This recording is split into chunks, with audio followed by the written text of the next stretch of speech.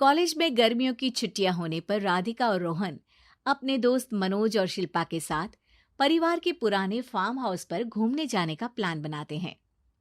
Guys, तुम दोनों को वो फार्म हाउस बहुत पसंद आएगा। बचपन से ही वो मेरी और रोहन की सबसे पसंदीदा जगह रही है।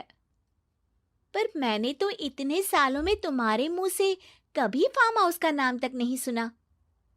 बचपन में फार्म हाउस जाते थे, लेकिन फिर अचानक सबने वहां जाना बंद कर दिया और वजह कभी किसी ने बताई नहीं।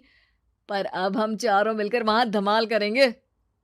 इसी तरह बातें करते कुछ घंटों का सफर तय कर चारों शहर से दूर ऊंची पहाड़ी पर बने राधिका और रोहन के फैमिली फार्म हाउस पर पहुंच जाते हैं। वाह यार, ये तो बड़ा ही सुंदर है। पूरा घूमोगे तो और अच्छा लगेगा, लेकिन उससे पहले सब फ्रेशन अप हो जाओ, फिर साइट सीइंग के लिए जाएंगे। राधिका और रोहन अपने अपने कमरे में चले जाते हैं, लेकिन मनोज और शिल्पा घर में घूमने लगते हैं, जहां शिल्पा की टक्कर हॉल के बीचों बीच रखी एक पुरानी लकड़ी की कुर्सी से होती है। आह, लग गई रे माता, इस कुर्सी को बीच में किसने रखा हुआ है? अरे तेरे स्वागत के लिए भूत ने रखा होगा। ओए, तुझे बहुत हंसी आ रही है। जब खुद टकराएगा तो पता चलेगा। हाँ ठीक है, पर अभी तो इसे साइड में रख दे। शिल्पा कुर्सी को एक कोने में रख देती है और वो दोनों भी अपने कमरे में चले जाते हैं, जिसकी थोड़ी देर बाद चारों बाहर घूमने निकल जाते हैं। इसी तरह रात हो जाती है। फार्म हाउस में वापस आकर वे लोग सीधा सोने चले जाते हैं। आधी रात को मनोज की नींद खुलती है। बड़ी तेज प्यास लगी है, पानी साथ लेकर सोना चाहिए था। अब रसोई तक जाना पड़ेगा। मनोज आंखें मलते हुए कमरे से हॉल में आता है और अचानक रास्ते में रखी कुर्सी से टकराकर जमीन पर गिर जाता है। अरे मर गया रे दादा, शिल्पा सही बोल रही थी, बड़ी तेज लगती है ये कुर्सी तो, पर इसे दोबारा बीच में किसने रखा? मनोज एक बार फिर उस लकड़ी की कुर्सी को कोने में रख पानी पीकर कमरे में चला जाता है। अगली सुबह जैसे ही चारों की नींद खुलती है तो उन्हें अपने बेड के पास साइड टेबल पर चाय का कप रखा मिलता है, जिसे देख वो खुशी खुशी चाय पीकर तैयार होकर कुछ देर बाद हॉल में मिलते हैं।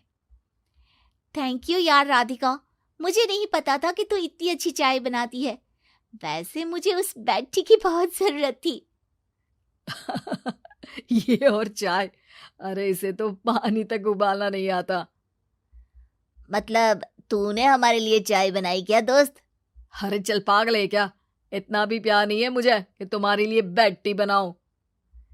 चाय पर ये चर्चा करते हुए मनोज जैसे ही पीछे मुड़ता है तो एक बार फिर लकड़ी की पुरानी कुर्सी से टकराकर उस पर गिर जाता है। हाय रब्बा, अरे चाय छोड़ो, पहले ये बताओ कि इसे बार बार बीच में कौन रखता है?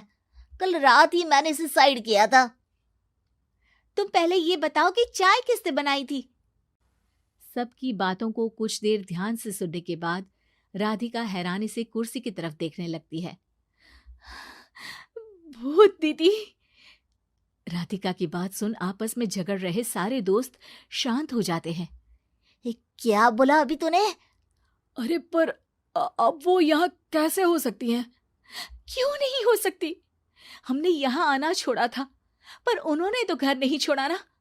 और याद करो, ऐसे बेड के पास कप रखना और कुर्सी को कमरे के बीच में रखना, ये सब वही तो करती थी।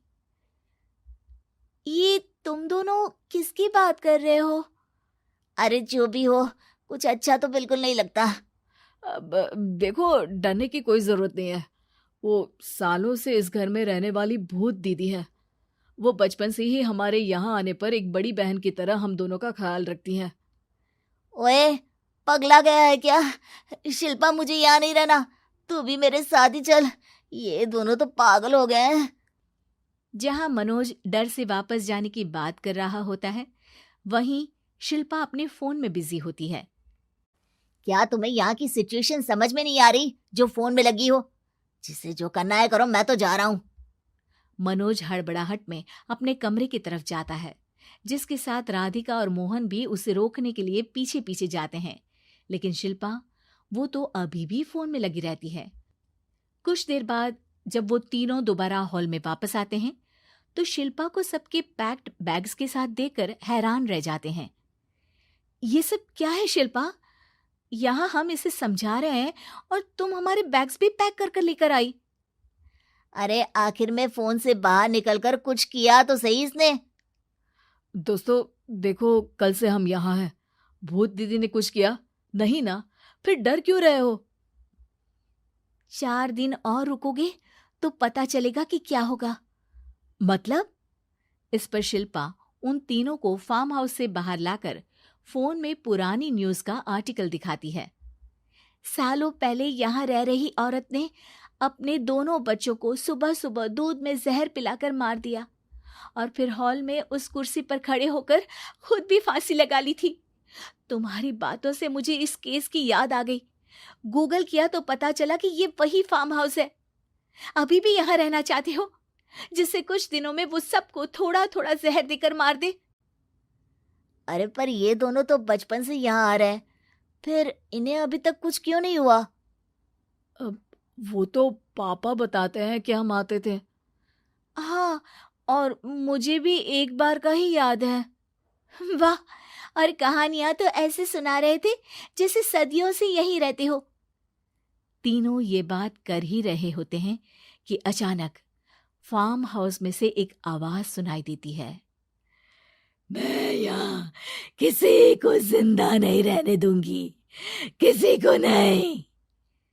बस ये सुनने की देर ही होती है कि चारों डर से कांपते हुए तुरंत कार में बैठकर वहां से भाग जाते हैं।